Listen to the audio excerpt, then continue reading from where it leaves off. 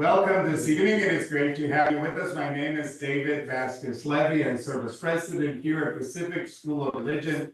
So we are glad to have you. If you're visiting with us for the first time, welcome. If you're a long time member of this community, an alum, current student, somebody that has been a friend of PSR for a long time, we're delighted to have you here with us tonight as we continue in the second part of our series as part of our Earl lectures.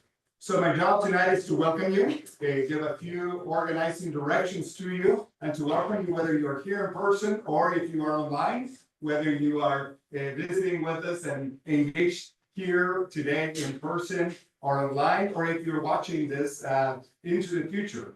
My training in part is to be a pastor, and I've thought in the last couple of years, particularly about the shifts that have happened that have changed the way we think about both time and space.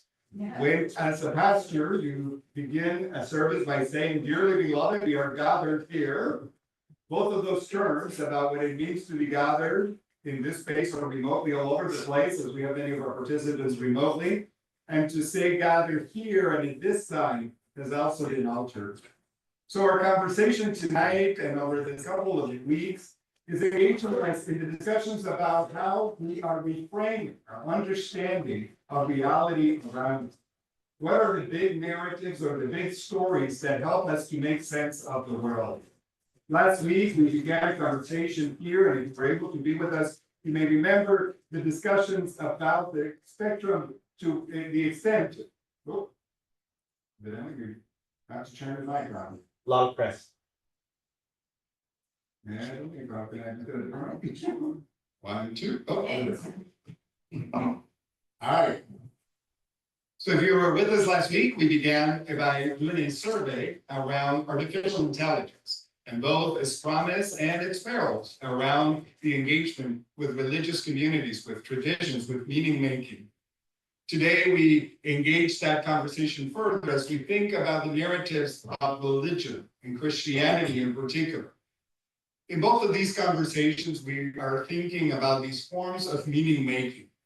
Artificial intelligence is a numerical system that allows a computer at a very fast speed to try to make sense of a lot of data, and in some ways make predictions about what that may lead to, whether it's the next word when you're typing a text, or whether it is the next step in the decision-making tree of an organization, of a system. So in some ways, these systems try to make sense of the world. I like to think that the original artificial intelligence was religion. Religious traditions are meaning-making systems that try in many ways to make sense of the world we can observe and to make some predictions or understandings about the elements that we call mystery, the things we may not fully understand. And so religious systems in their wide range of varieties are a way, both through perhaps the revelation of the divine and how we become aware of the divine in us, or how we as humans try to make sense of it, that invite us to try to understand both the world as we see it and experience it, but also the parts that remain mysterious to us. So both of these meaning-making systems have incredible power and possibility to the way we live in community, to the way we make sense not just of our individual lives, but connect to others. But they also, because of their power, can be misused. So tonight's conversation will invite us to think about the ways that religious traditions, both Christian, as that is one of the core traditions of this community, can in itself become a system that can create not for good, but for evil, for really misdirect our understanding of ourselves in ways that can be deeply damaging to community, to society, to democracy. So we hope that your presence here tonight, online or in person, will be an invitation to think together about these important themes. We will have an opportunity to hear tonight from our academic dean here at PSR, Dean Susan Abraham. There is in your program a little bit of a biography about her. I can tell you that her academic journey has been rich and diverse, and we are grateful to have her here with us. Her focus is in theology in terms of her field of study and preparation. She serves as the in the dean here at BSR, and again in her biography, you can see a number of the other areas in which she works. She will be engaged in conversation following her presentation with John Robichaux, who is the director, the executive director for the Fung Institute at Berkeley, UC Berkeley. They happen to have their space right next to us here on campus as one of the communities that creates this intentionally diverse community of learners here on Holy Hill, here on the BSR campus. So thank you, John, for being again with us tonight. If you need restrooms, if you're here in person, there is a gender neutral restroom right past two sets of doors here and past the stairs on the left. There's a women's restroom in the second floor. I mentioned this last week. If you were here, if there is an emergency, we'll just direct you. This is the one door we have out of this building. We'll come out this way and outside if we need to evacuate the room for any reason. We are, after all, in California and need to be mindful of such possibilities. So thank you for being with us tonight. And please join me in welcoming Dean Susan Abraham.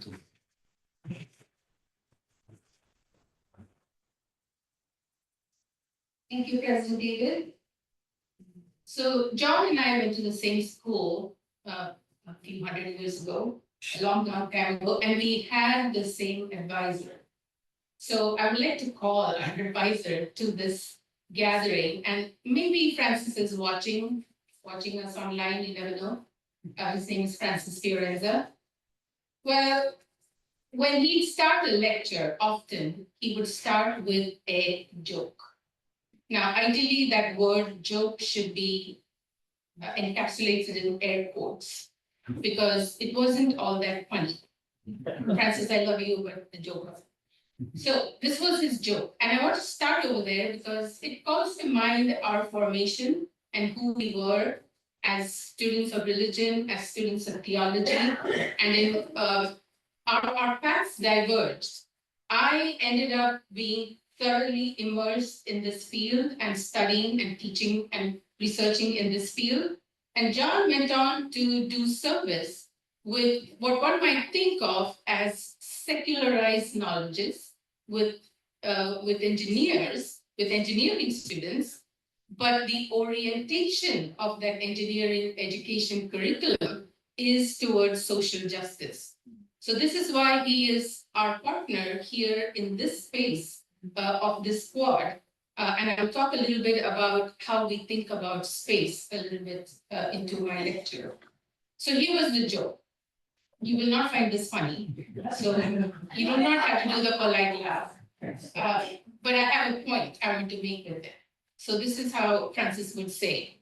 He would say, you know, the bishops, the theologians, the popes, the historians, all of these people have decided once and for all, with a lot of research, with a lot of thought, with a lot of debate, they have decided once and for all that the resurrection really happened. Now, already you can see the setup, right? This is speaking entirely to a Christian audience. It's speaking entirely to an audience that thinks about the resurrection in particular ways. And that already means that you're alienating few people in the audience. And that's the problem with this joke. I'm dying to not do the air quotes. And then he would wait for about 30 seconds with a pregnant pause and deliver the punchline. And the punchline is, there's only one problem. They found the body. Thank you, Manala. But the setup of that joke, which really is a reflection on how we think about certain religious ideas, or let's be more precise, certain religious ideas that are Christian. How we think about those really matter. So for a lot of people, Christian people, the resurrection is something that creates a cognitive problem. You either have to acquiesce that somehow in this religious system, there is a form of magic in operation. But if you acquiesce further and push that logic further, not only does religion become magical, but it becomes fantastical. not fantastic in the nice way, fantastic in the weird way. It becomes fantastical because now you can claim there is a carbon life form, a human being like yourself and like me, who sits at the right hand of God. And that poses a huge cognitive problem. So what do most religious people do? I think when we say resurrection, we say it in a hushed whisper because we're praying. Nobody asks us, what the heck does that mean? What happened on that day? What really happened? Religion has this weird way of challenging our capacity to think humanly. And as it pushes us to think beyond the realms of the sheerly human, it introduces us to certain ways of being, of thinking, of questioning that actually deepens our humanity. Because we become imaginative, we begin to think about the possibility of what is beyond the human. And for centuries, this has been the work of human beings. What is beyond the human? Religion was a way to encapsulate all that. It was a system. It is a cognitive, philosophical system that tries to bring those questions and its supposed answers into some form of cohesive understanding. Now, we like to think, I always challenge students, we like to think that there was no age as skeptical as us, that we will refuse to believe unless we can see it and touch it and feel it. But lo and behold, within the Christian tradition and in much older traditions or in traditions that are alongside of Christianity, in every context, in every culture, in every orientation to, here's a word, the transcendent, the more than the human, every orientation to the transcendent, there have been skeptics. And those skeptics have always pushed for truth. Now, something funny happens to us, all of us, in a time that you will recognize as belonging to us. I want to call it the modern age. But the modern age is actually not so young anymore. It's about, at least 300 years old. But what it did, what is modernity? Modernity, a Western European phenomenon, was the phenomenon where a human being came of age. They did not have to accept what daddy and mommy or the priest at church or the pastor or anybody, they didn't have to accept what the teacher, they didn't have to accept anything that was told to them. They arrived as the thinking human. That arrival of the thinking human is the modern age. But we can get very, very arrogant about our own abilities to think and to perceive and to disbelieve and think that only we have the newest questions and the hardest questions and the strangest questions to ask about the human condition and challenge religion because religion seems to have so many answers. But this is not the case. Those of us who are scholars of religion, I mean, my colleagues are here, Dr. Schlager, for example, we read a paper that Dr. Schlager is writing. We read it at a faculty colloquium today. And if you look at the historical archive that we have, what we find is nuance, sophistication, incredible humility, because people began to realize that while we can ask the questions, the answers may not come to us as easily as we might imagine. And in fact, some of these questions have been alive for centuries.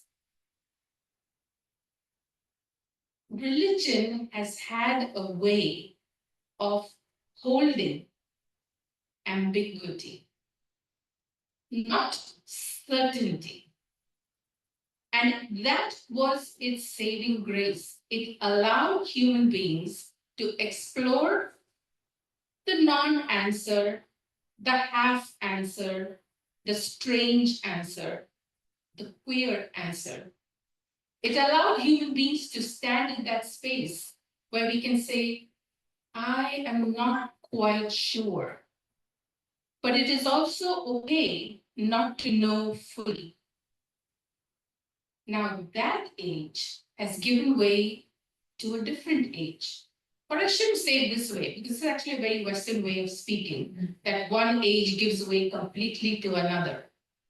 I would like to draw on an Indian metaphor. I'm originally from India. In the Indian context, there is always chaos, always. It is to be accepted. It is a fact of life. But the interesting thing about that chaos, there is always a divine being doing something also with that chaos, often creating out of that chaos. So to stand in confusion, to stand in ambiguity is not a bad thing. It is instead to say, as a human being, I can imagine this question, but as a human being, I cannot grasp the answer to this profound question.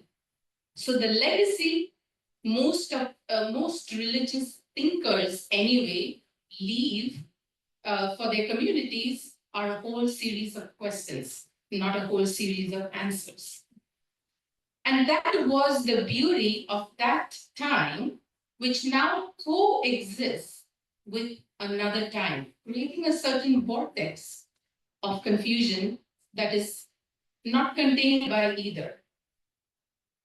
The ambiguity that is so familiar to religion is now butting heads with the certitude of Western ways of knowing that demand, unless I see it, unless I observe it, unless I can experiment with a set series of factors, it doesn't exist. It's a figment. It is simply imagination.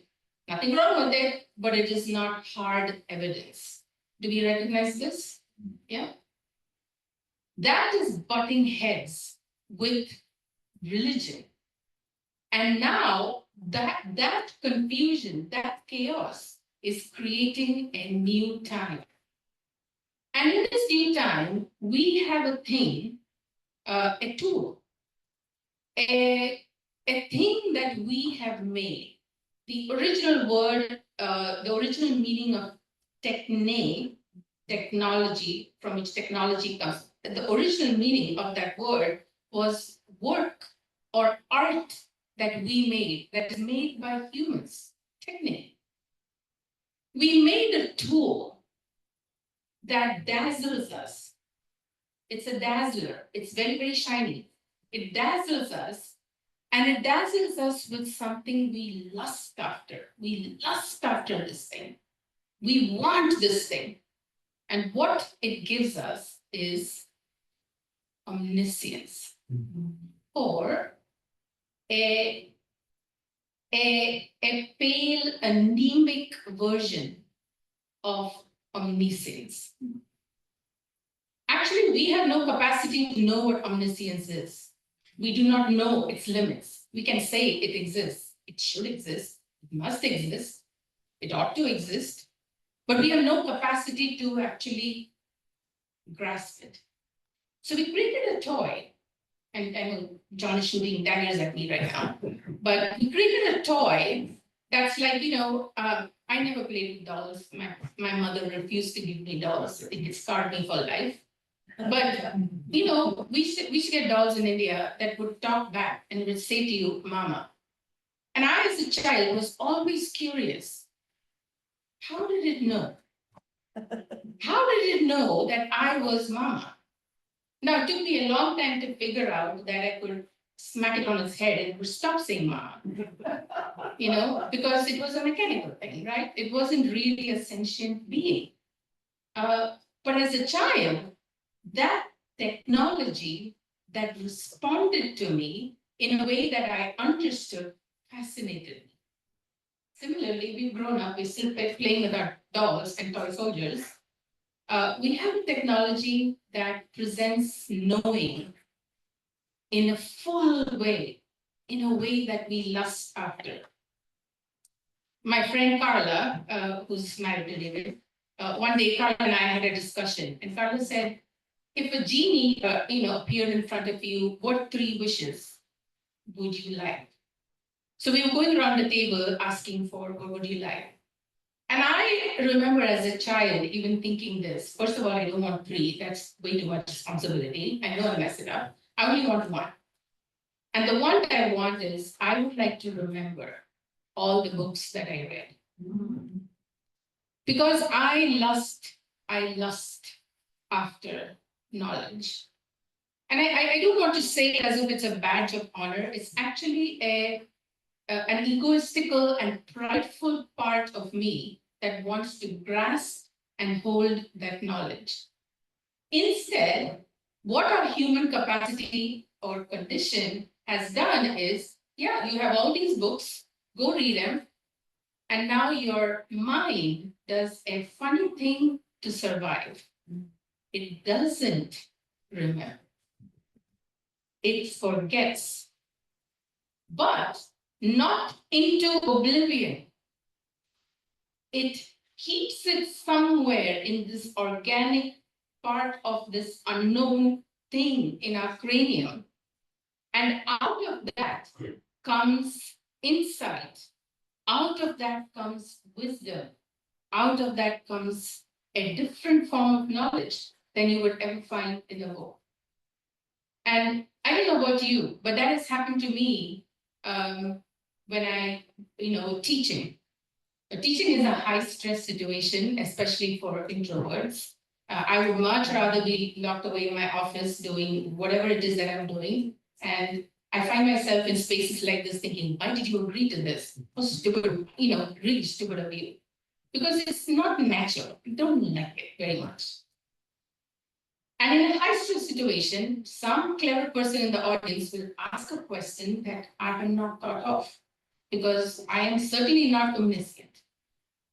A student of mine years ago, when I taught undergraduates, he must have been all of 19, young kid, raised his hand, I'm talking, I'm saying something about God and, making up this story, and he raised his hand, and I looked at his face and I thought, oh my gosh, this kid he's suffering, there's pain, he's going to say something painful. And what he said was, my little brother, Jeremy, died 6 months ago from a glioblastoma in the brain. Why did he die? Now, he's 19. I'm a junior teacher. I have just started teaching. Nothing in my training prepared me to answer that question. Nothing. All the things that we read when we were students, all the jokes about Christianity, all the religious ideas nothing prepared me to answer that ultimate question. What happens when we die? But somewhere in the recesses of my mind, I had heard a phrase that arrived. I wasn't aware of it. I hadn't thought it. It came because the universe was answering this child's question. And I looked at him.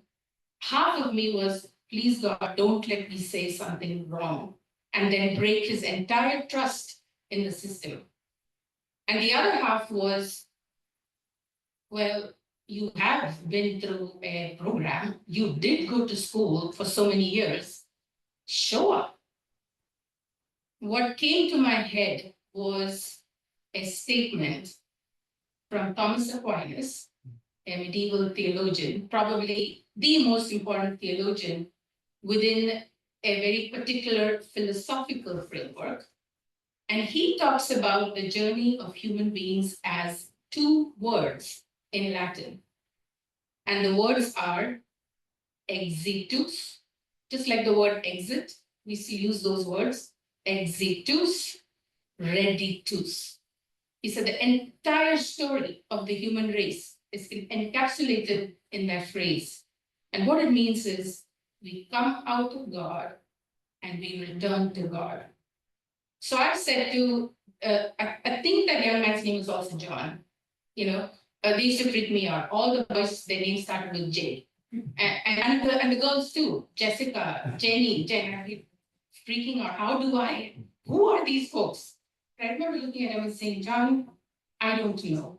But this is what somebody has studied, said about human beings, that we come out of God only to return to God. Years later, he wrote back to me and he said, hey, this is Exitus Reditus. Do you remember me? I've never forgotten him. Clearly, he hasn't forgotten me. And Thomas Aquinas is still remembered. So we are in an age where we think of information as being readily available to us at the click of a button. And our toys, the thing we call the computer or the thing we carry around in our butt pockets, those things are able to provide us those pieces of information and data at the click of a finger. But I don't know how useful they are to answer life's ultimate questions, which are things like, who am I? Why am I here? Who are we? Why are we here? Where are we going? What happens to us when we die? Most of us have, of course, experienced all these things. And sometimes the answers that we have for each other are not that consoling. And they come from various religious, theological, philosophical, cultural backgrounds. I just heard Neil deGrasse Tyson, the astronomer. He has a funny bone, first of all. But on the other hand, he also is a very compassionate human being, wanting to talk about deep questions, ultimate questions. So this is something he said. I just watched it on, I think, TikTok or something recently. He said, what happens when you die? The same thing that happened to you before you were born. So before you were born, did you remember anything? Do you remember anything? Now the Indians, most Indians, sorry for the Indians over here, but most Indians would say, well, wait a minute. We have a certain nuanced response to that. But the thing is, most of us don't recall readily before we came to a conscious age to remember. So for him, for deGrasse Tyson, who's a scientist, hard evidence, empirical science, his thing is, don't worry so much about your consciousness after you're dead. Whether it exists in this way that you and I understand and recognize or not, it doesn't matter, because the human race will continue. Now, religion has a slightly bit more compassionate answer to that. And this is where, from the Indian traditions or so many other traditions, indigenous traditions in the Americas or anywhere else, we have stories about, collective memory of the past continuing to live in the present. Now, in a very vulgar and silly way, for certain forms of thinking like that in Hinduism are called reincarnation. Of course, with Hollywood in the mix, it makes it all very, very silly. Okay, it's not that. It's not the ghosts that walk around. It's none of that. The system that thinks about it is actually far more vigorous. So put yourselves into the shoes of so many of those people who think in a very, simple way about very complex things. What they look and see is this world and its sphere is not something we can escape. There is no escaping it. Yes, there is a space station and all of that stuff, but we are still not escaping it. So if we're not escaping it, the very molecules that were existent 3,000, 5,000, 10,000 years ago are still circulating in our world. This is the air that Muhammad breathed. This is the air that the Buddha breathed. This is the air that Jesus breathed. And this compassionate response to what will happen when I die is more consoling than the response of hard science, which is, well, probably nothing, just like before when you were not yet born. So my question, and especially after John's presentation last week, in talking about AI as a possible companion to us, as we talk about or think about these ultimate questions, my issue continues to be, is AI really going to help us explore this dimension of the human, of limit, of finitude, of, in the end, ultimately, smallness, not bigness? I know it's not a word, but just to make a comparison. It is about limit. The presentation of AI is about no limit. And to me, that is creating the condition for religion either to start claiming more fantastical things or religion receding completely, because it really cannot provide sexy answers anymore. And AI will do that for us. So I worry as a theologian, because as a theologian, it's not that I have answers, but what I can tell you is that the question you're asking is not new. I know that sounds insulting to some. Young students are always like, what? My authenticity mean? I was asking that question. No, your daddy, your grandfather, they all ask that question. We have to answer it in context. And in each age and in each time, something happens to that answer. Most of it is not verifiable, but it sounds good to us as humans. And it gives us a way to hold on to people that have gone before. So I worry, will that way, that imaginative way to hold on to our ancestors, to embrace our descendants, that way, will that disappear with AI? I don't know. John and I will have an argument about that. And then in our age, there is this other thing that for many of us right now, we have to respond with a certain urgency, maybe even an emergency. And that is a form of idolatry that our ancestors have always warned us against, a form of idolatry. And I'm going to call this idolatry the idolatry of nation. And nation in itself, that was another whole issue, right? What is the nation? It was a form of human way to live together. It's an ultimate question. How should we live together? I used to have a lecture called Who's in Heaven? Now, traditionalists will always say the people who are in heaven are people like me, my family, people who spoke my language, people like me. The Hindus aren't there, the Muslims aren't there, etc. And the Hindus will say the same, the Muslims will say the same. Everybody's heaven is a refabrication of what they already know.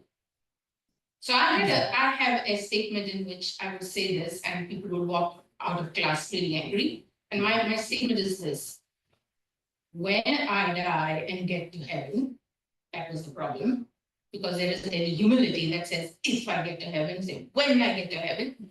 When I get to heaven, if there's no Korean food and my kitten that died in 2006 is not there, I'm leaving. Now, what did I just claim?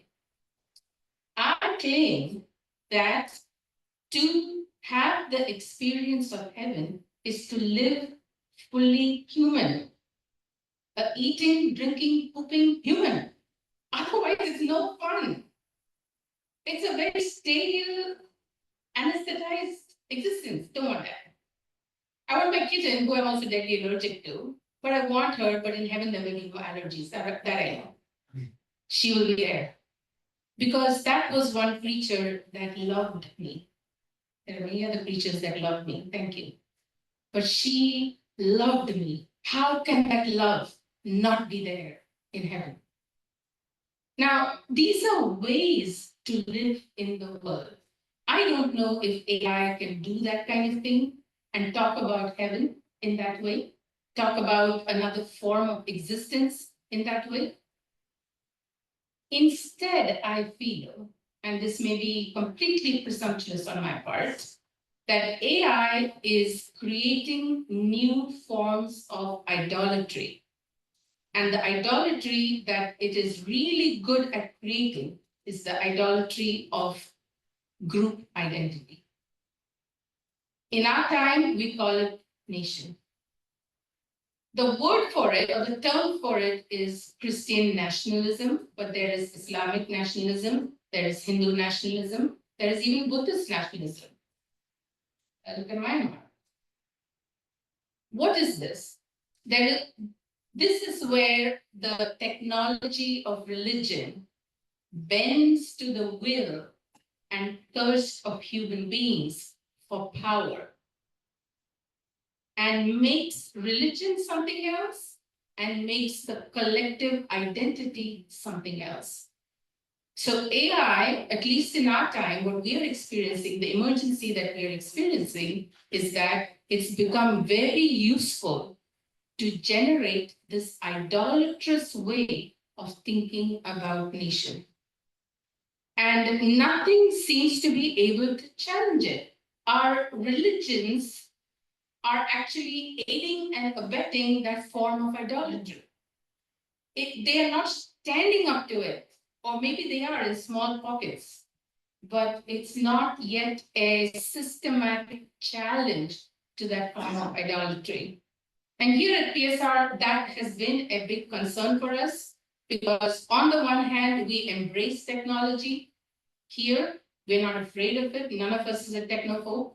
But on the other hand, we see how easily it leads to what is called misinformation or disinformation, and is creating an emotional context that is a straight line to a form of idolatrous belonging. So I worry about the future of religion as a scholar, and I worry about the future of nation. The main reason I worry about these things is, and this is my second point, I have 3 points. My second point is because none of these challenges our thirst for power and supremacy. So Christian nationalism is a form of supremacist thinking. It is a form that says our way of being, our way of doing, our religion is better than anybody else's, anything else. So we are the greatest nation on earth. I assure you, almost every nation on earth thinks of themselves that way. They are all nationalists. They are all supremacists.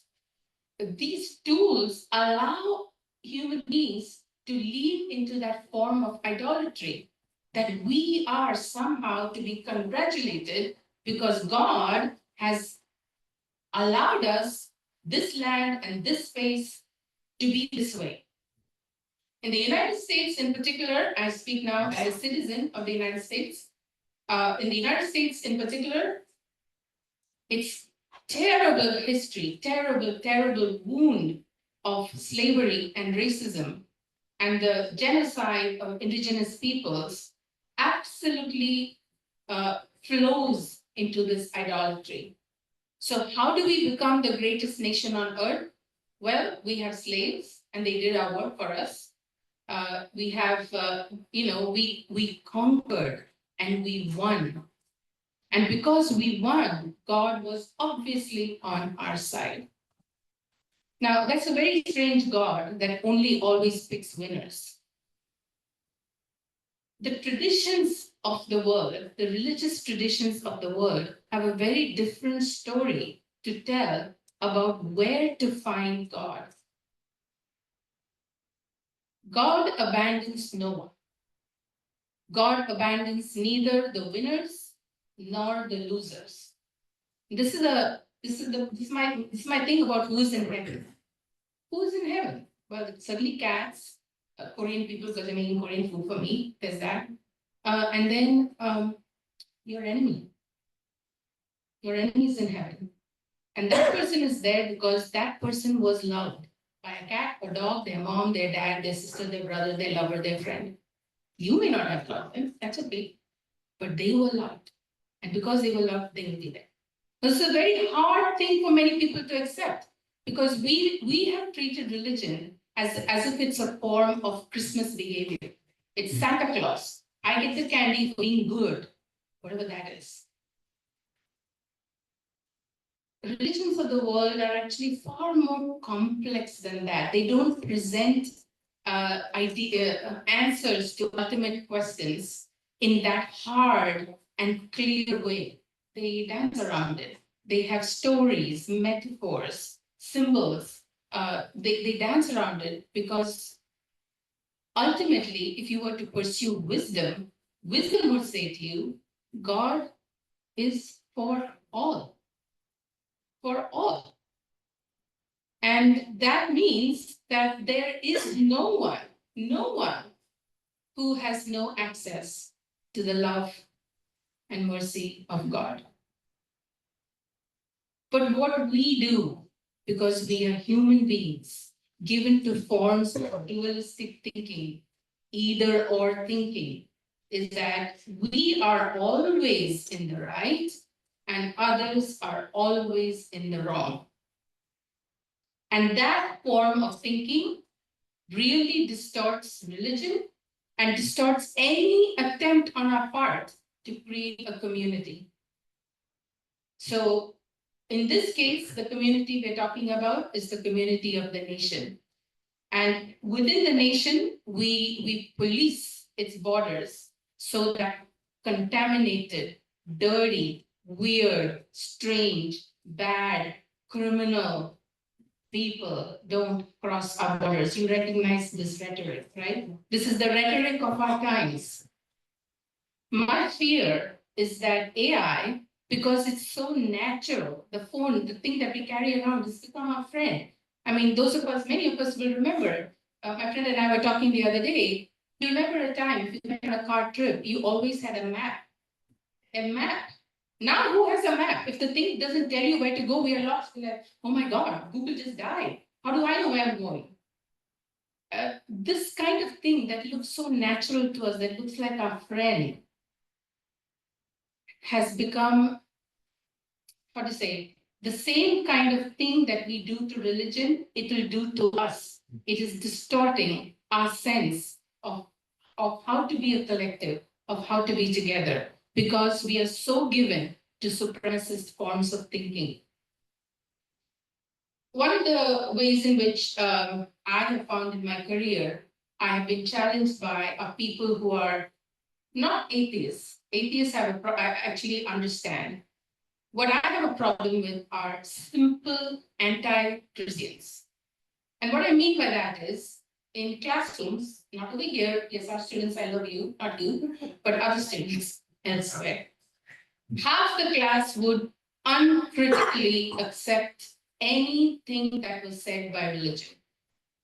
The other half would uncritically reject it. So we have two halves in class not wanting to talk to each other because each group thought they had the truth.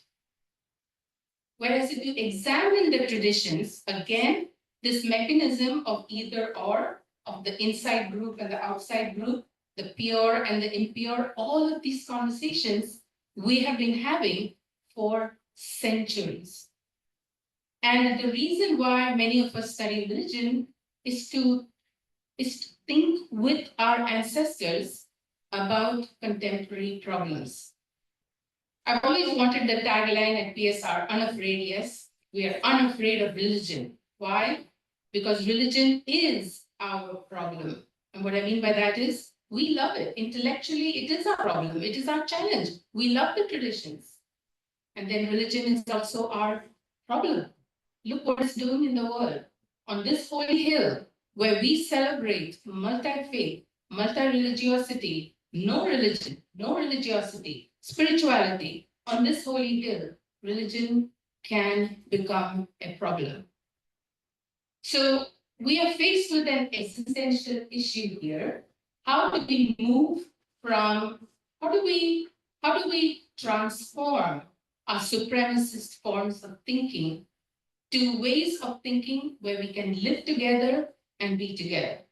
So my challenge to AI is, can AI actually help in this regard? Or is it again going to deepen this form of either or thinking, insider, outsider thinking, us, them thinking, etc.? Is it going to do that?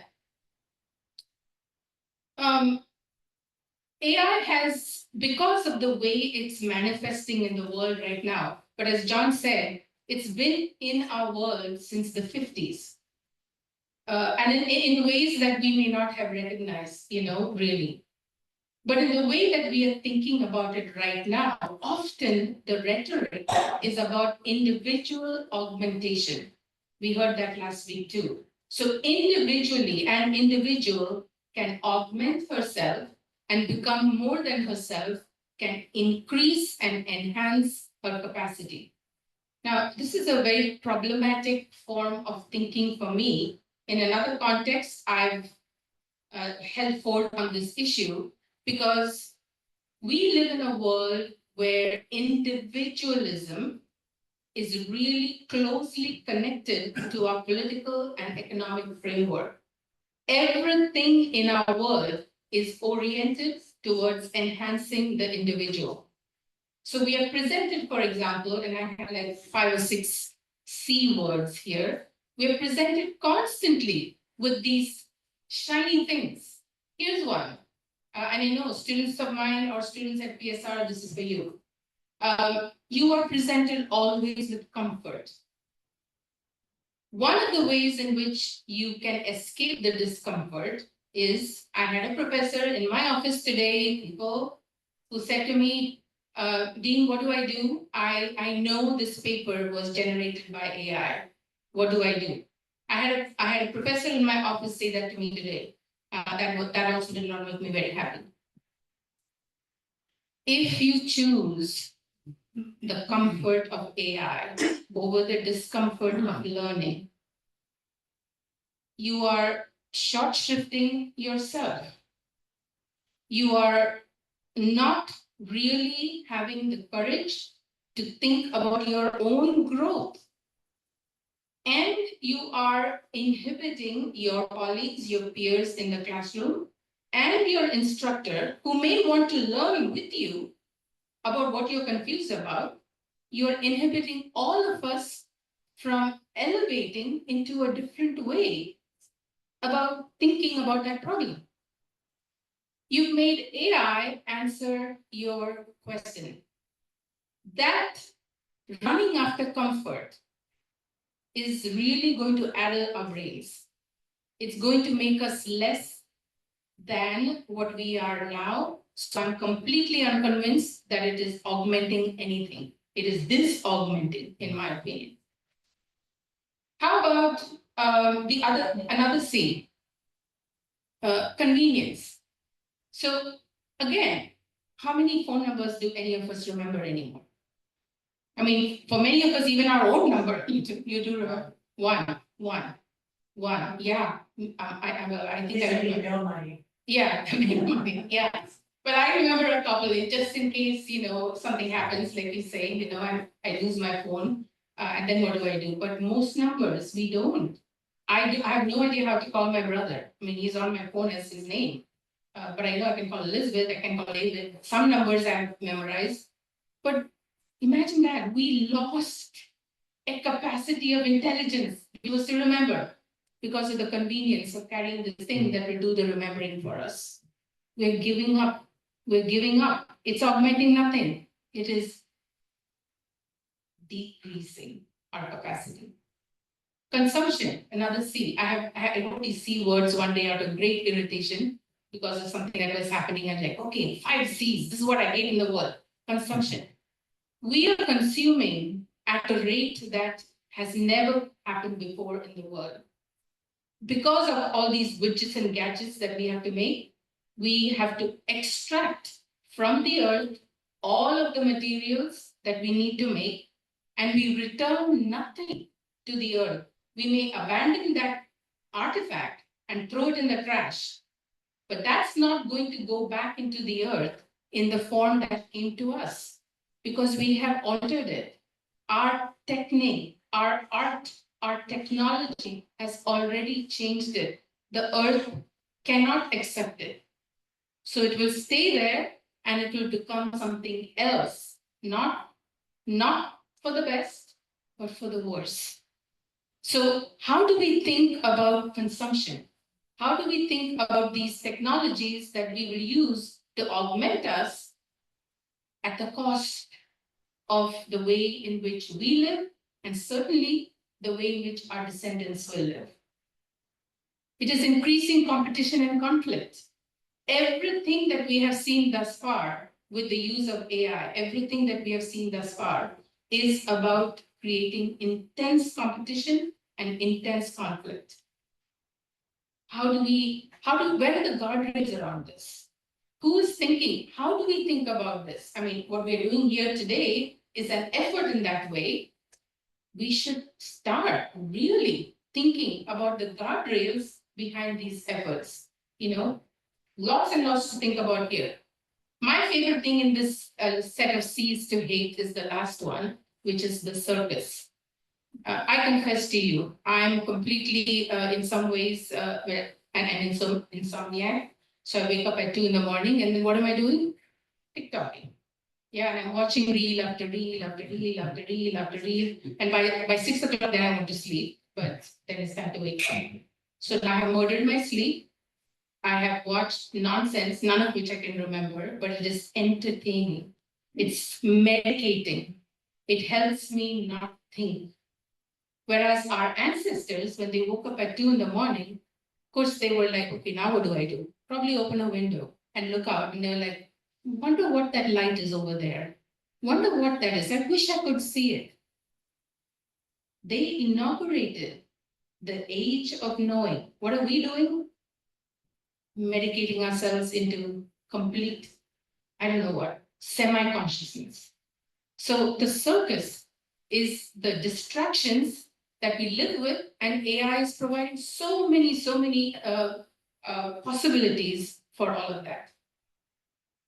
My final point, and I know I'm only about 8 minutes. My final point has to do with the fact that AI right now, in my opinion, is reorganizing 3 things that are critical to the way we live in the world as modern people. It's reorganizing space, it's reorganizing time, and it's reorganizing law.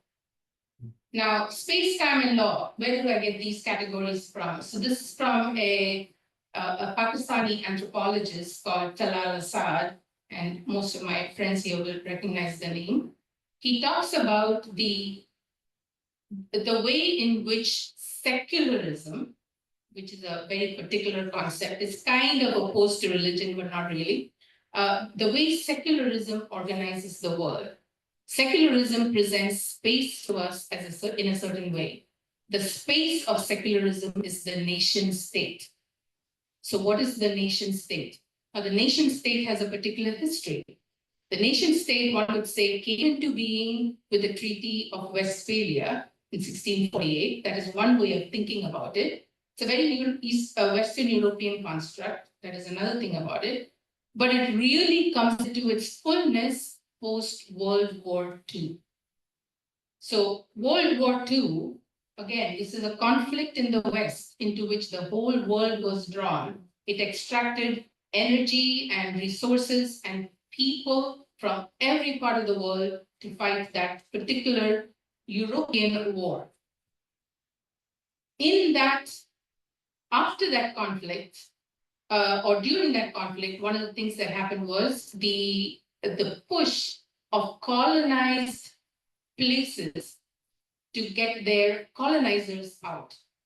So because the wars were being fought in Europe, and because Europe were the main colonizers, they couldn't both hold on to the colonies and spend all their money there and fight a brutal war. So they had to choose one or the other. Because supremacy is important, they chose continuing the fight in Europe as more important and let go of the colonies. In the colonies, these were called independence movements. I know I'm being a little bit cynical, and I apologize for that. But all of these new nations, all of these nations arrived in a tremendous bloodbath. Tremendous bloodbath. So the wounds of nation making are alive and well in the world. Those of us who are Indian can tell you the coming to be of India happened over sandwiches and tea. Now, if you have no idea what I mean, this is something that annoys me about Western education. We have no idea what other people are talking about. India and the Pakistans, there were two Pakistans. There were East Pakistan and there was West Pakistan. West Pakistan and East Pakistan. Okay, so East Pakistan became Bangladesh. West Pakistan is what we call Pakistan today. And the partition of India happened because the English, in this particular case, the Viceroy of India, Lord Mountbatten, did not want to sit down and talk to the leaders and have a long, prolonged discussion about the borders. So he sat down and he said, I'm just going to do it. Lock me in here. This actually happened. You can look it up.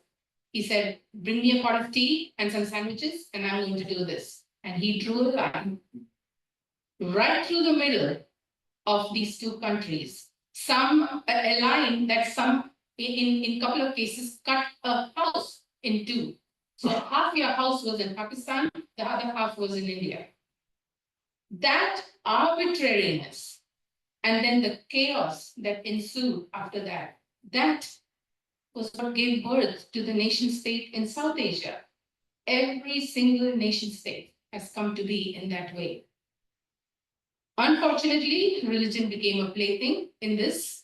Y'all be the Hindu state, y'all be the Muslim state. But what do we do with enormous pockets of Muslim people in the middle of India?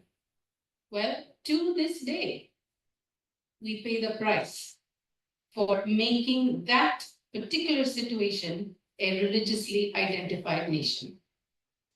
To this day, this nation will pay the price of ignoring the Muslim people that were here at the foundation of the state. You should, there are many Islamic scholars who will talk about this. When African slaves were brought from Africa, what religion do you think they brought with them? Many of them came with Islam. Islam was present at the founding of this nation. We forget that. And what we have made is a rhetoric of sameness, of supremacy, a way of thinking about space as if it's familiar. Space does not belong to us. Space was the creation of God. Our love of nation should encompass love of the planet, love of the earth, because this was the gift that was given to us. Time. Now here's the whole thing, and the whole lecture on time and temporality. It is a very easy ploy to herald or to inaugurate the end times. You've heard this rhetoric.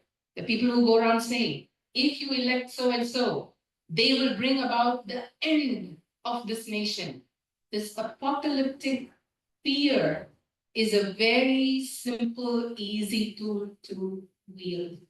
So what time are we living in? Is it truly the apocalypse? Again, your paper today, we were talking about it. In the particular problem that Dr. Schlager was talking about, they were convinced that the end time was imminent and that these certain actions had to be taken right away because the end time was nigh. This is not new. We have faced many end times. So for a school and its partners, our technology should make clear what time we are living in. And don't tell me it's 7:30 p.m. on, what day is it today? Tuesday, September 24th. This is an entirely Western figment of imagination. It's completely arbitrary. When I first came to the United States, I would freak out when the hour changed. I mean, in India, nobody does that, the hour changing, right? And the hour jumps ahead and you're thinking, oh my gosh, what happened to those 60 minutes? It's terrifying. It's the strangest thing to live into. Time is a fiction. When I went to college, we always caught the 9:25 fast train from a station in Bombay that never arrived until 9:52. It always said 9:25. It's the 9:25 train that arrived at 9:52, which is why in India we have Indian stretchable time. There is no such thing as standard time. And finally, we live in a secularized world with the framing of law as legalism. If it is not written, we have no way to arbitrate between what may be competing claims, whether to property or to anything, freedom, one's freedom.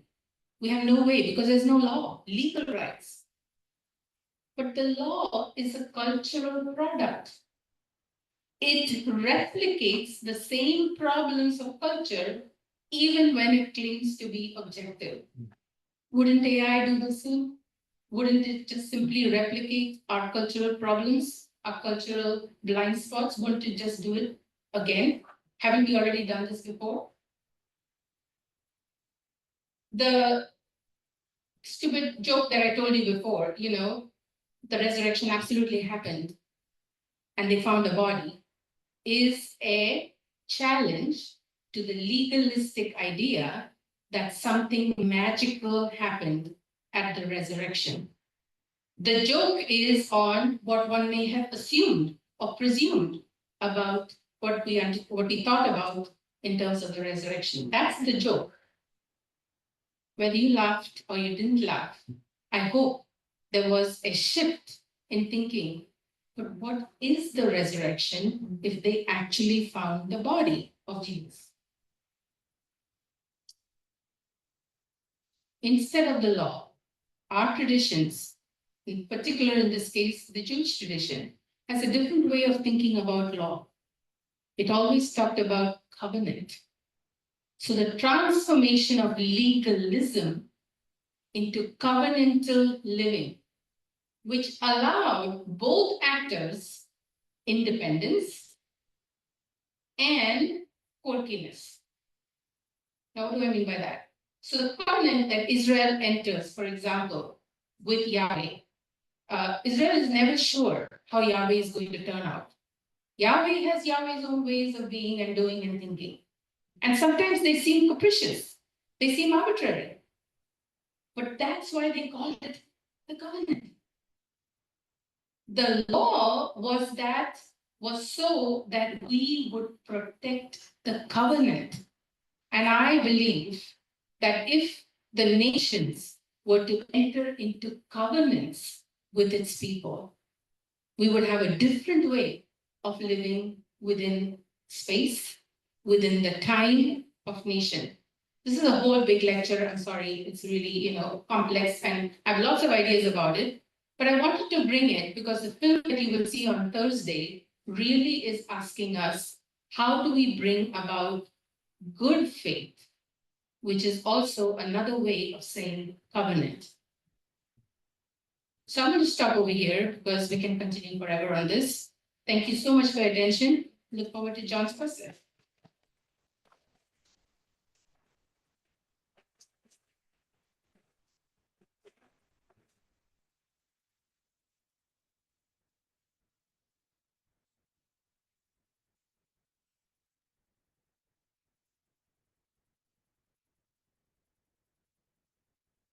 Thank you, Matthew. Amazing, Susan. That was incredible. Let's see. I've got AI giving us a pale version of omniscience. Religion helps us think in a deeply human way. We've got 3 wishes, which is an exercise that I engage in as well. My rule on this is it has to be something that isn't peace for the world and so on, something that you want. And mine was always that I could understand the languages of the world. Yours memory, mine connection. Yeah. That sounds like some of the humanity you were asking for. Yeah. An essential question about idolatry, about thirst for power, is they going to help aggravate the we're right and they are wrong, or is it going to help us live together? Probably both. And AI, that's the real, questioning really the individual augmentation versus disaugmenting, in addition to all the great other things you've tackled. I'll talk more about the covenant question again this week when we do a deeper dive into democracy. I wanted to start off though with a question around how we ought to think about religion. So you laid a lot of groundwork and put a lot of flags in the sand here for us to be thinking about religion.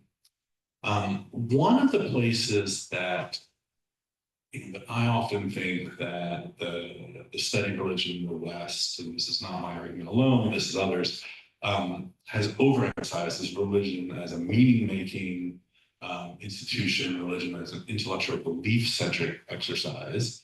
I think those of us who study religion academically have, for a while now recognized as a very Protestant Christianized version of religion. And in fact, for many religious practitioners around the world, the questions are not ones of belief or intellect or meaning-making in the same way, but they're often questions of action and doing and living in the world.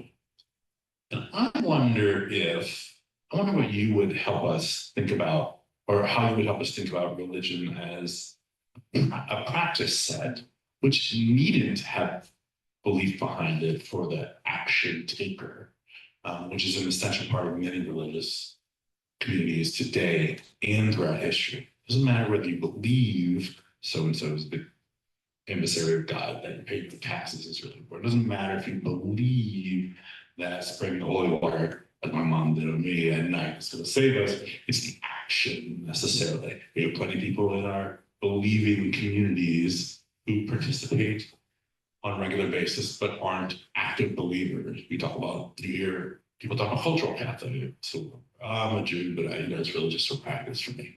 So tell me a little bit about how we ought to think about religion and AI and idolatry for those where belief is not centric, but action is centric. Well, that's again, very big question. So again, the primacy of belief is really a very particular Western way of thinking about religion.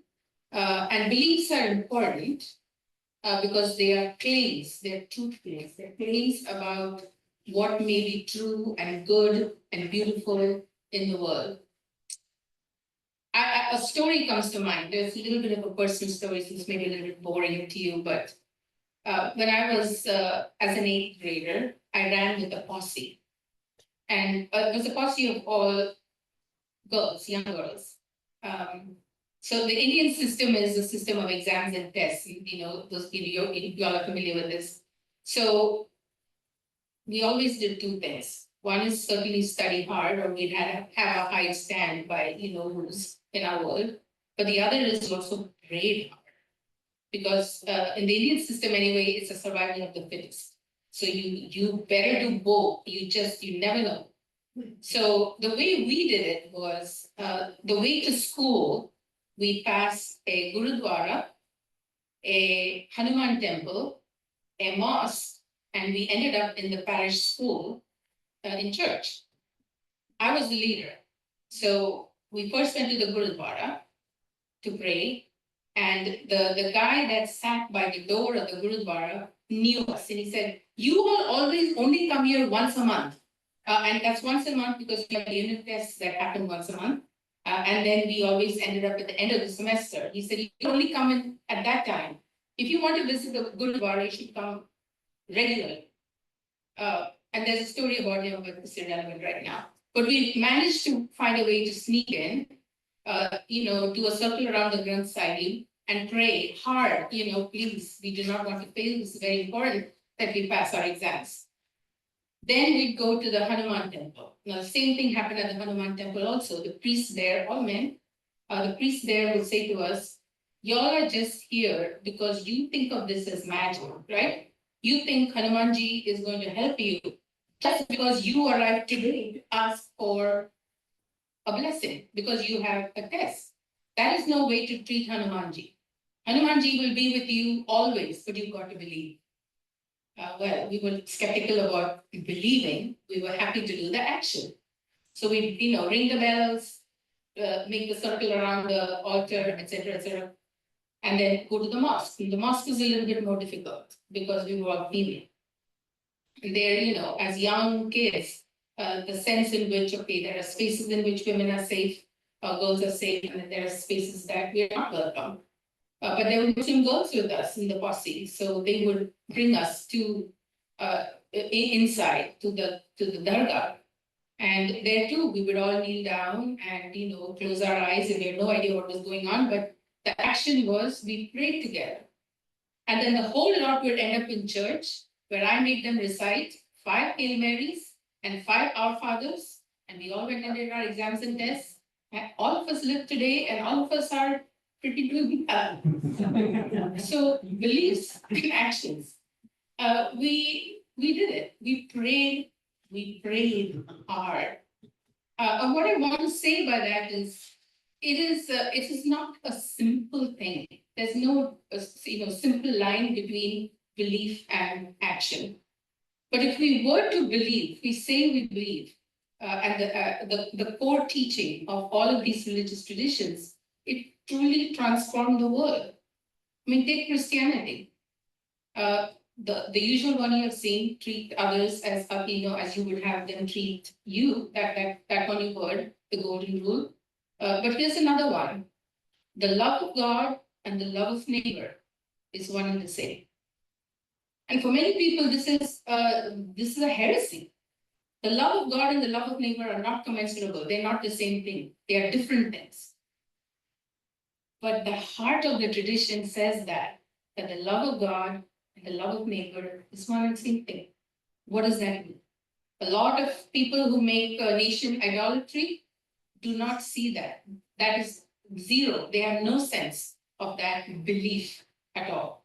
So they have chosen a set of beliefs, and then their action follow from that choice, that restricted choice. So religious practice as insurance, I think is what we just said. Yeah. I can touch all the bases and make sure you know there. So I explained a little bit about how I come to the question of religious practice, thinking about it as decentering, religious practices are often held up as ideal, and as if you do a lot of study minority religions or Protestant faiths, you find that practice is the thing that matters.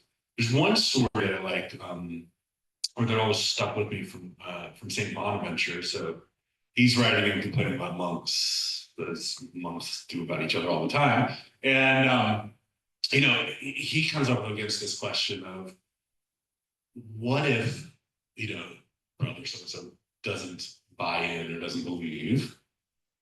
And his answer is, so what? Have them do the thing, and eventually come around to it. So for many of us, thinking about religion holistically involves that practice.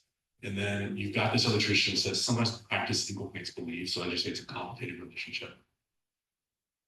I wonder, as I think about nationalists, religious nationalists, if they're not very akin to Bonaventure, some of these traditions that we've long had in the grand religious traditions, where just get people acting the way that they ought to. Right now, Taliban in Afghanistan, and eventually they will come to believe, or at minimum, there's the initial acquiescence, there's the initial not fighting back, there's the coercive nature initially, but that there's something that comes along later. And if they're claiming the truth, isn't that a reasonable thing for them to be doing? No, you've just touched on something that I did want to talk about. It's in my paper, but I didn't look at my paper at all. Rangers. we also live with difference. And difference creates the conditions, in my understanding, from what I've read, of contention and debate. We call this plurality or pluralism. But in order to accommodate the space of hearing from everybody, we create a process called democracy. I'm sorry, I think President David, like, we didn't talk about democracy at all. So what is democracy? It was a way to, science. No, that's me. Thank you, I'm back. Democracy was a way for us to navigate difference. And difference exists, it absolutely exists in the world. But we need respectful spaces and we need respectful ways to engage that difference. Now, you're saying, action can eventually lead to belief. Exercising democracy, I believe, will lead to covenanted ways of living. Exercising democracy need not guarantee nation or nation supremacy. That's not the point. Exercising democracy creates the conditions for covenanted living.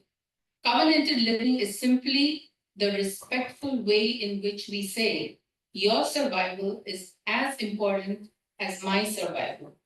Your voice and your desires are as important as my voice and my desires. But neither of us can pillage and exploit the world. Neither of us can exploit each other or a third party. Neither of us can just take forever. So there are limits built into that covenanted way of living, that we live in covenant, not just for each other, but in view of a different time, maybe the future, maybe the time of our descendants, and a different place. Maybe an earth that is renewed, an earth that is different than the map that we live with in our heads, a way that is different. That, I believe, is the potential of religion. So religion called us to that form of covenanted belonging. Of course, that is lost in the kind of legalistic interactions that we prefer to engage in, because those are more familiar to us. Covenants require us to remain in ambiguity, because we must allow the freedom of the other. We must allow the freedom of the other. So if you have not found the card, if you're in the room and you have not found the card under your chair, there's a space there for you to be, or an opportunity there with a card and a pen for you to be writing questions here, and you pass it to Professor Megan here, who's helping us collect questions online and in the room. So if you're online, just type them in the chat. We'll want to hear some of your questions as well. I'm wondering about this great analogy. I think that, both David and you have helped us, put forth over the past couple of weeks, and that's religion and AI as technologies. And you did a great meditation, I think, here for us, thinking about technologies as the work that we do as humans, or being the result of the work we do as humans. So, I think you also made a compelling argument, one that I'm not going to stand in the way of religion, being able to answer certain types of questions, and we're going to apply that technology to certain types of questions that we wouldn't apply to AI. AI is great for helping us identify certain cancers in our body, and that's really useful, and that's using some intelligence, but it's also, a good use that I think most of us probably agree would be a welcome advantage if it's better informing medical decisions and the like. And we have research that shows that. So different than the kind that I think you're rightly flagging as worrisome on democracy and government building. Tell me a little bit about how we ought to think about both of these as technology. So I just identified a few places that I might think about different use cases, different types of questions. What are some other ways we ought to be thinking about both of these things as technology? In particular, of course, the provocative piece is that religion is a technology in a way that I wonder how much truth really tells Stewart, given that it's human impacted and so on? How can we know that there's a truth behind it? Does it leave us with similar questions as even AI generated answers, let's say? Well, I would say AI has a lot to learn from religion and its histories, because, as I said, religion is our problem, meaning that the multiplicity and plurality of religions has always created these conditions for tremendous debate, discussion, dissent, and dismissal. All kinds of D words were there, So we have those ways in which we think about human ways of doing already. We already have inbuilt ways of thinking about the good, the bad, the ugly of a way of doing art, technology, religion. Scholars of religion, I mean, this is what we do, right? In Catholic circles, I'm also Catholic.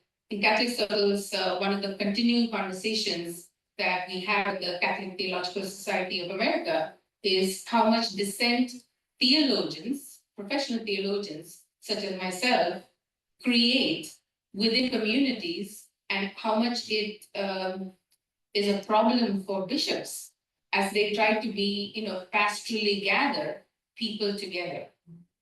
But the vocation of the theologian is not to dismantle. The vocation of the theologian is to deepen.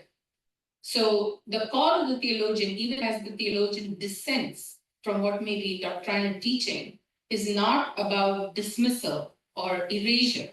It is about deepening the commitment to God and to the people. At least that is how I operate.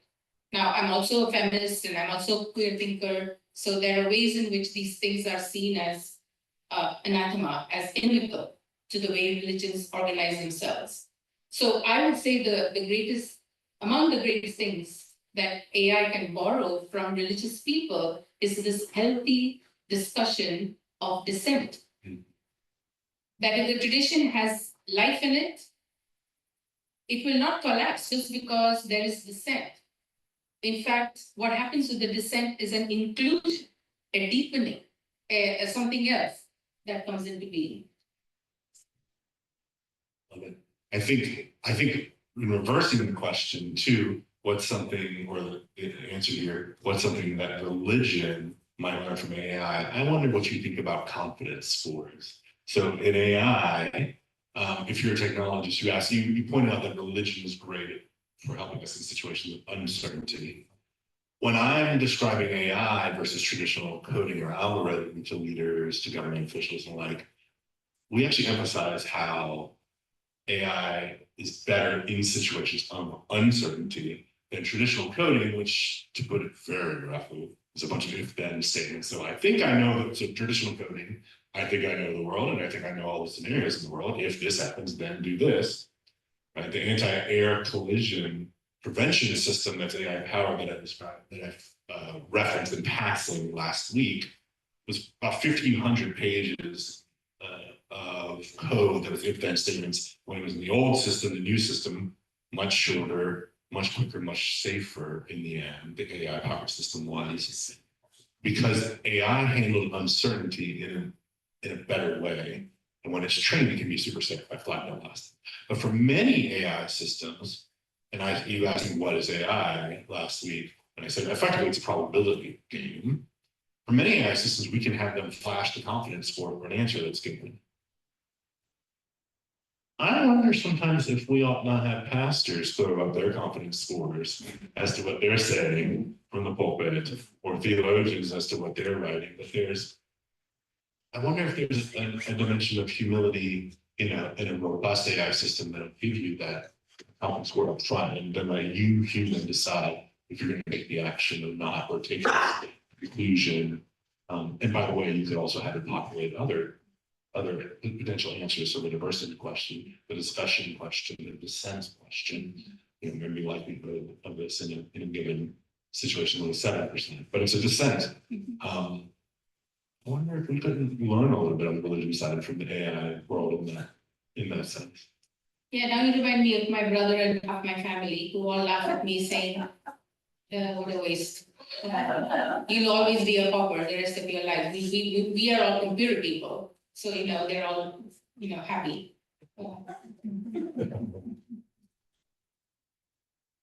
Can we learn from AI? Of course we can. I think, as you yourself said, there is no part of our life that is untouched by this phenomenon already. We are all already cyborgs. I'm a bionic woman, I can tell you that. I have a completely shattered ankle, thanks to Elizabeth, my friend over there. We nursed it back to health, I walk straight. But it's got all kinds of metal in my left foot. I wear glasses, it's augmenting. I take medication as I grow older, it's augmenting. I am a cyborg. I know this because AI and technology is allowing me to live a good life. My problem is it actually serving us? Or have we become its tool in our pursuit for comfort, for convenience, for competition, for conflict, for consumption, and for the circus? And I suspect you would stipulate that we could ask that same question about religion. Oh, stop. You goose gander here, come on. Okay, in all fairness, yes. And this has been the work of theologians and skeptics. Have we become slaves intellectually and theologically to a system that continues to dehumanize? So I've been asked so many times, you're a feminist, why stay? And my answer to them is, where would I go? Do you have an idea? Which of these Shangri-Las exists where I can walk in and my humanity will be protected? So what does happen is I found resources within that distorted system to stay. That's why I'm a theologian. So absolutely, the theologians and students of religion have always questioned this technology, saying that this is many aspects of it dehumanized. They dehumanize women, they dehumanize the poor, they dehumanize the rich, they dehumanize creatures who are other than human. Animal can be a nice word or a very negative word, depending on the context. Why? Animal should be a powerful word. Francis of Assisi would say the reason why animals are so close to God is because they don't need a mediated reality. They don't. They know. Not in the way that you and I know. That word is highly problematic. But there is a perception. Their field of perception doesn't require mediation. We require a Messiah. We require a mediator because we are too, I'll say it here today, fragile to actually grasp reality. So yes, it's already been built into religion. What I like about AI is on an immanent plane. I can't contain all the variables in my head. I am not omniscient. I am not divine. I am not God. We have a tool that can contain those variables, and we can come to a pretty human-safe, human-centered analysis of those variables. My problem is then the transcendent is completely banished from those operations.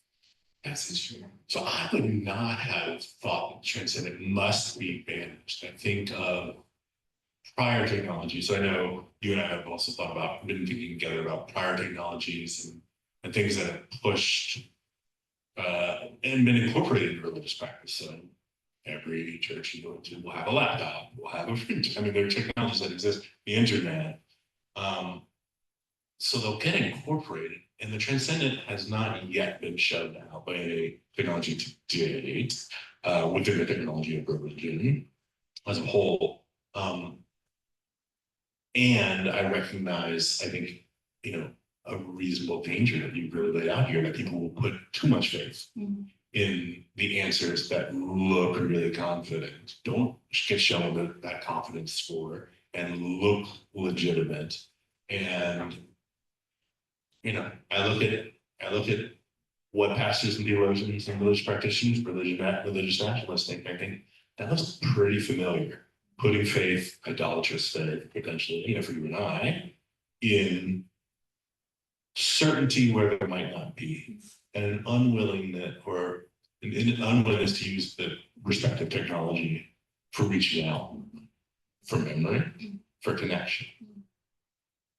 I'm gonna turn to a question here. So, yeah, I'm gonna just turn to a couple of questions, but we'll need to make answers very brief because we are at time. Great. So let's take just a couple of questions. So we'll quickly do a couple of questions here, cognizant of time. So is there a way to think of AI as a tool of collective memory in the same vein of religious answers to what comes before or after? Since it's trained past and collective knowledge, which is important, is there space for us to view it as a benefit to our remembering? Mm-hmm. Okay, so you have support in this audience today. Last week it was kind of the opposite, but no, I'm not a technophobe. I'm not a dismisser of AI. My thing is, I'm terrified of idolatry. I do not want to worship a false idol. I do not want to believe in a false idol. I do not want to believe and put my trust in something that is just us.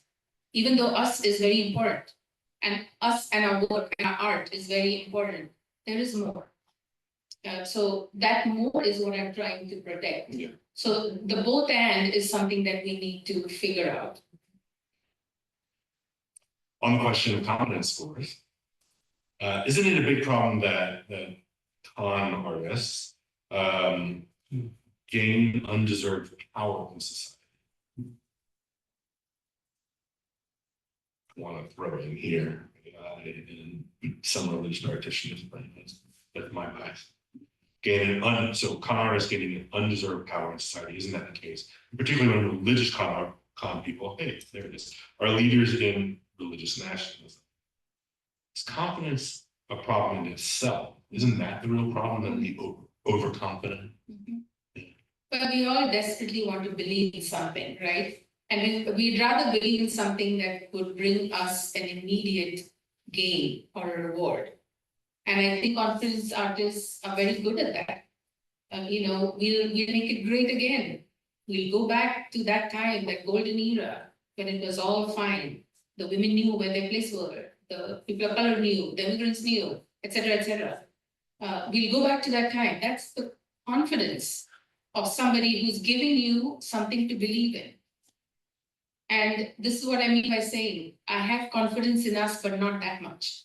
Because these gains are paltry compared to what belief in greater than us is. So I'll close with this by way of gesturing to next week in particular, and Thursday's video for those of you who are local, next week online and in the room again. I think that you've done a great job today helping us think about religion, AI, technologies that idolatry has potential to really do harm to communities and the community building, the covenant building that you want to point us towards. You've also done, I think, a really incredible job of helping us think beyond obvious paths and really diversify our thinking, or for what will be for some obvious paths, and some people listening obvious paths and like. I think one question that I continue to wrestle with, and that I'll try and tackle together next week, is if you and I are beholden to the religion or the truth that we think is really essential to, say, pluralistic democracy or an openness to others finding their way, do we run up against a problem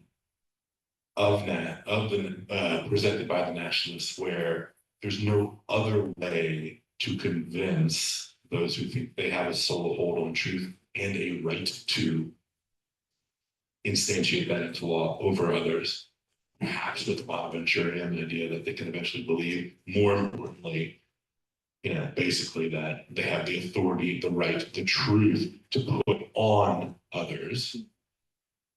Are we doomed as pluralists to exercise a harsh power that's exclusionary for them to get to democracy? Great question, you can answer it next week. We'll talk next week. Thank you. Sorry, and you vote for.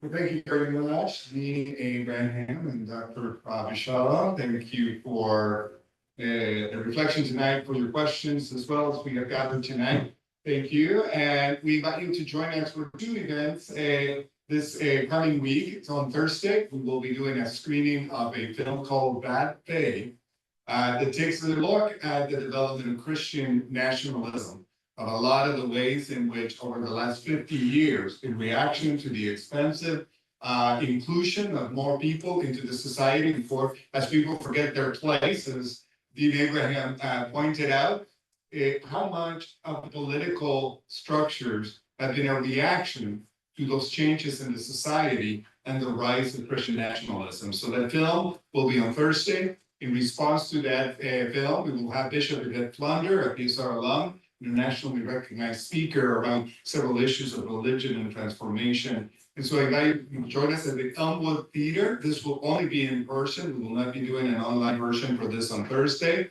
But the film is Bad Faith. We'll watch the film together and then join for a discussion afterwards. If you have not had a chance to get tickets, you can do that on our website or just come in person on Thursday to the Elmwood Theater, and we'll welcome you then. Also, next week, we'll come back together here on Tuesday for the 3rd session of our lecture, which will then be looking at democracy. So we've had an opportunity to think about AI, a little bit of opportunity to think about religion as a system and a technology, and then the implications that both of these have to our democratic lives together. So thank you for your time tonight. You have a good evening. We do have subjects that you are welcome to join us for as we visit together with our speakers and with one another. Thank you.